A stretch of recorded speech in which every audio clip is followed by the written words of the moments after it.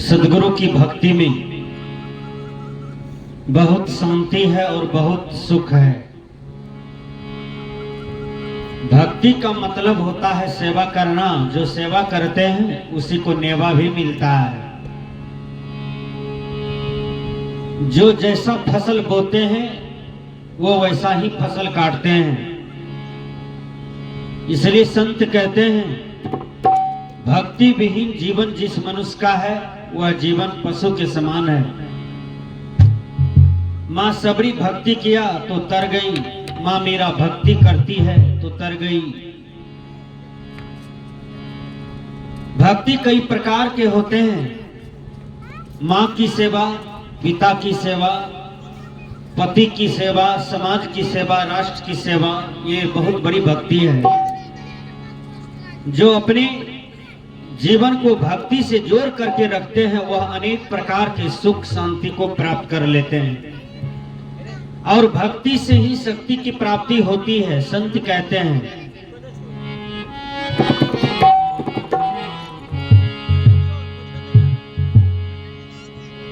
हे सजनी हो, हे सजनी हो, हे सजनी हो, ये सजनी कर गुरु के भजनिया। हे सजनी कर गुरु के भजनिया। हे सजनी, हे सजनी हो, हे सजनी हो, हे सजनी हो, ये सजनी कर गुरु के भजनिया। हे सजनी कर गुरु के भजनिया। हे सजनी।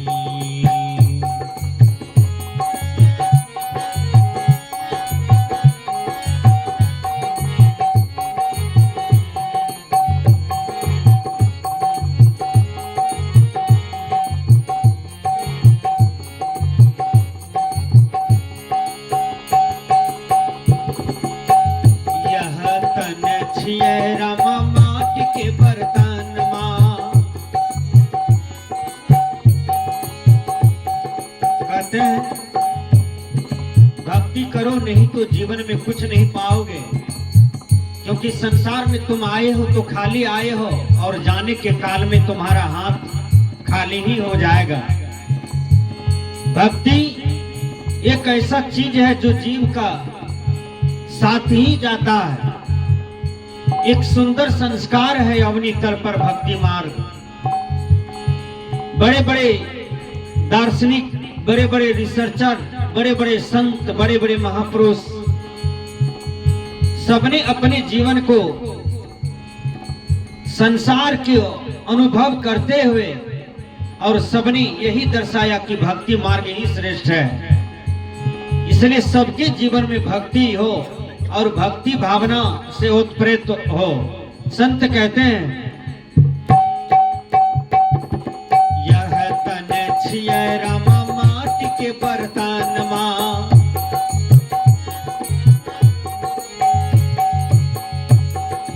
यह तन छियै रामा माटी के बर्तन माँ।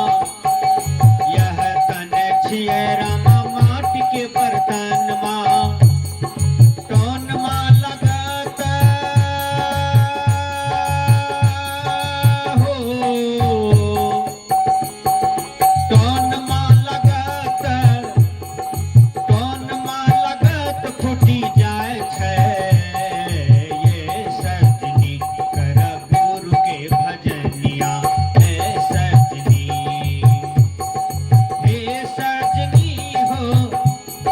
हे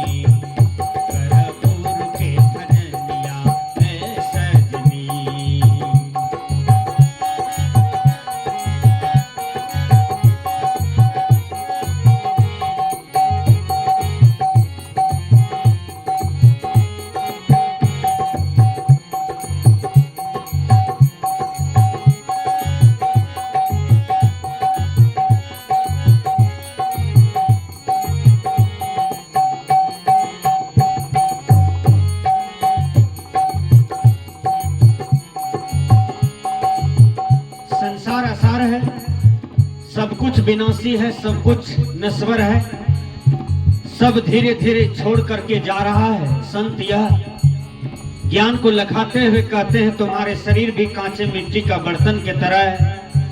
जैसे कोई कोठी बनाता है, कोई मिट्टी के बर्तन बनाता है, उसमें थोड़ा सा धक्का लगता है तो वह फट जाता है। उसी प्रकार ये जीवन है। इस जीवन में अनेक प्रकार के भयंकर रोग लगता है। यदि रोग की थपेरा लगता तो पुनः जवानी किया, बुढ़ापे किया, मजबूत शरीर किया, अमीर वाला शरीर किया, गरीब वाला शरीर किया, थोड़ा सा धक्का लगते ही यह जीवन को छोड़ करके जाना पड़ता है। संत कहते हैं जिसकी कोई गारंटी नहीं हो उसकी आशा न करो, जिसकी गारंटी है उनकी आशा करो। वो क्या है? भक्ति मार्ग।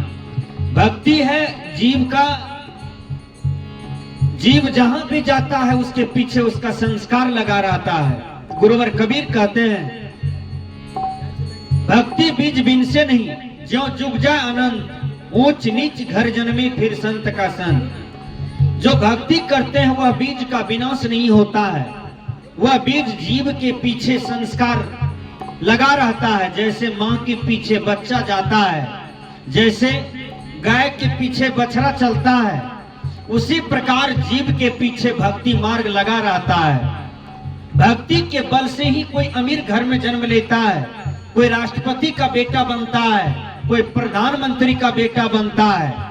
और जीवन में जो कभी भक्ति नहीं करते हैं उनका जन्म दरिद्र के यहाँ होता है और गरीब से गरीब व्यक्ति बन जाता है।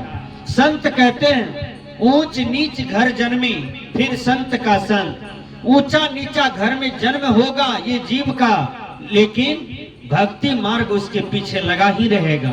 अब देखिए संत रविदास जी आखिर कितने गरीब, कितने निर्धन घर में थे, लेकिन भक्ति मार्ग थे उसके जीवन में। सूर साहब जी, कबीर साहब जी सब निर्धन परिवार में ही जन्म लिए, लेकिन भक्ति मार्ग उसके जीवन में था। तो संत कहते हैं भक्ति सब कुछ छूट जाए लेकिन भक्ति न छूटे। यह तन छिए राम कागज की पुरिया,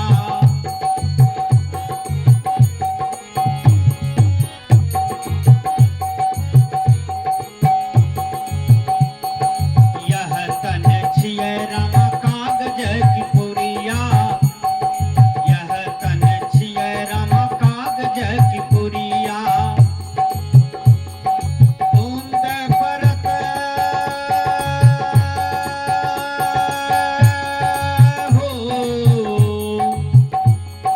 बूंद परत गली, बूंद परत गली जाय छै ये सजनी, करपुर के भजनिया ए सजनी, हे सजनी हो, ए सजनी हो, ए सजनी हो, ये सजनी, करपुर के भजनिया ए सजनी।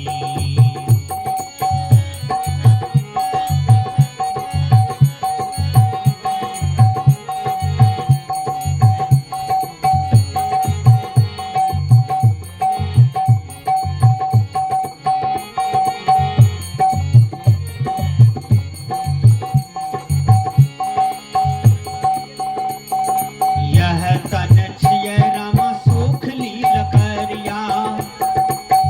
अरे जीवन का अहंकार करने वालों, तनिक रुको, किसी अच्छे सदगुरु महापुरुष के सहचर में जाओ। अहंकार विकार को त्याग करके अपनी माथा को टेको, उस महापुरुषों के चरण में कहो हे गुरुदेव, मैं तो अज्ञान में कई विकारों को पकड़ लिया, समझ नहीं पाया कि जीवन की मूल्यता क्या है। हे गुरुदेव, ये मानव जीवन का उद्धार किस विषय वस्तु से होने वाला है?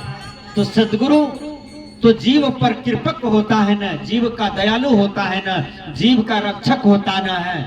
सदगुरु कहते हैं कि तुम साधना करो, तुम ध्यान करो, तुम गुरु मंत्र का जाप करो, तुम देश के लिए सोचो, समाज के लिए सोचो, जिस परिवार में जन्म लिए हो उनके लिए भी सोचो। अरे यही तो उद्धार का मार्ग है। जिस शरीर का अहंकार हम आप करते हैं वो शरीर को त्याग करके कोई कमजोर आदमी दुनिया से नहीं जाता है। रावण भी इतने बलशाली था, लेकिन शरीर को छोड़ करके, धन दौलत को छोड़ करके और खाली हाथ दुनिया से लौटना पड़ा।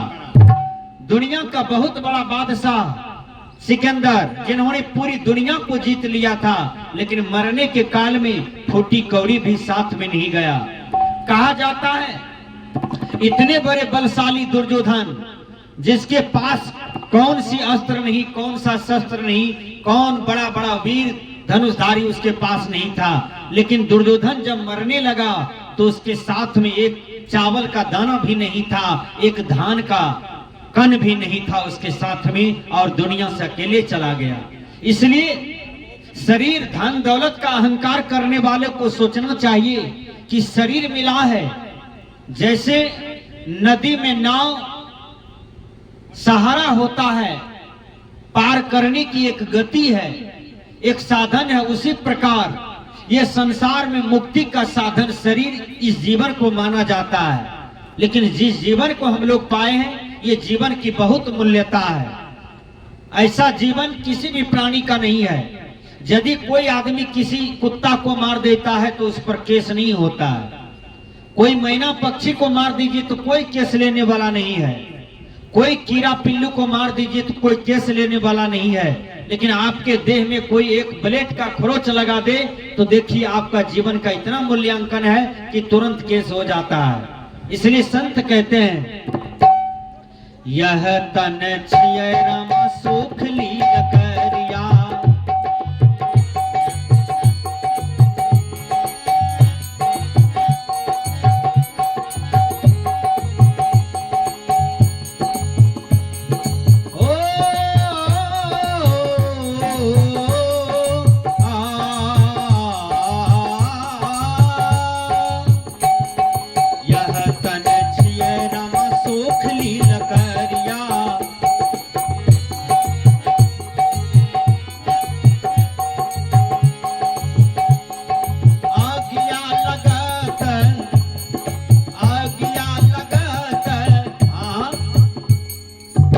दुनिया का बहुत बड़ा आदमी एक गांव में रहता था और वह 2 घंटा पूरे समाज टहल करके अपना आंगन जाता है और अपनी पत्नी से कहता है कि आज मैं 2 घंटा पूरे समाज में भ्रमण किया हूं, मुझे भूख लग गई है, तुम जलपान करा दो।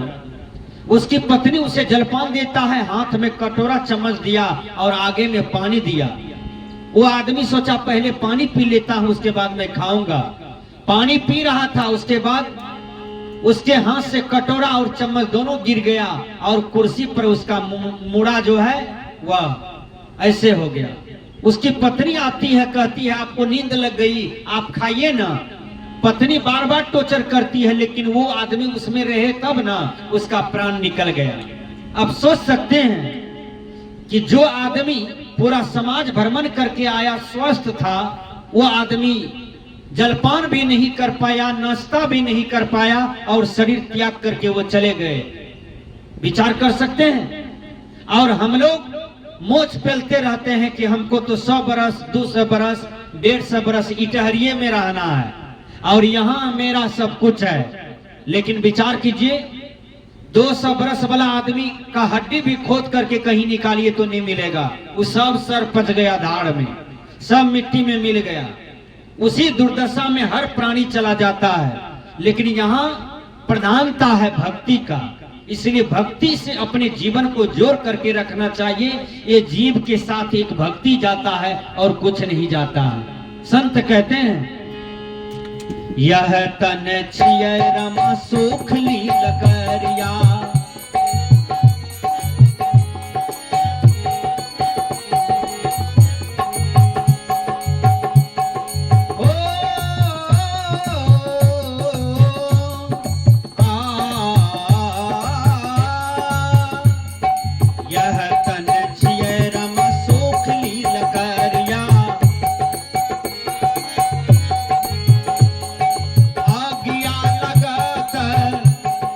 आज्ञा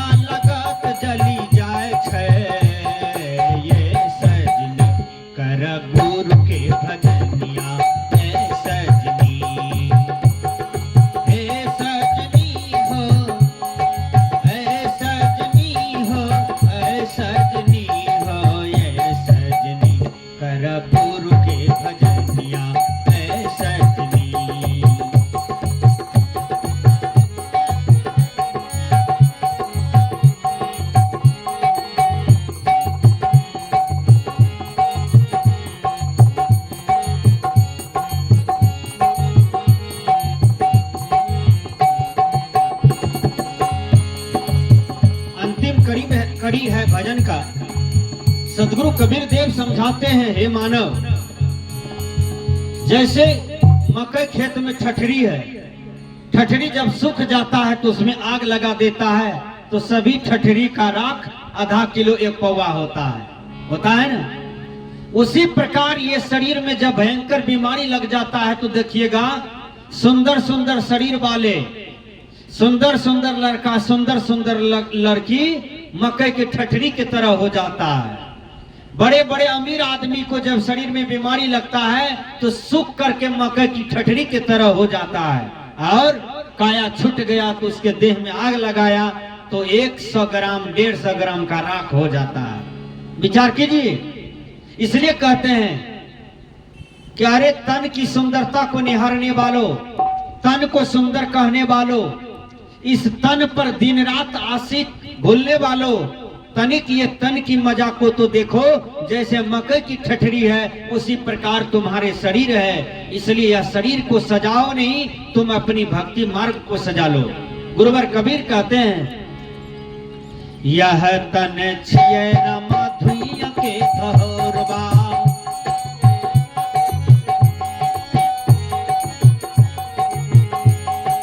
यह तन छिए न माधुर्य के धरोबा, यह तन छिए न माधुर्य के धरोबा, पावन बहत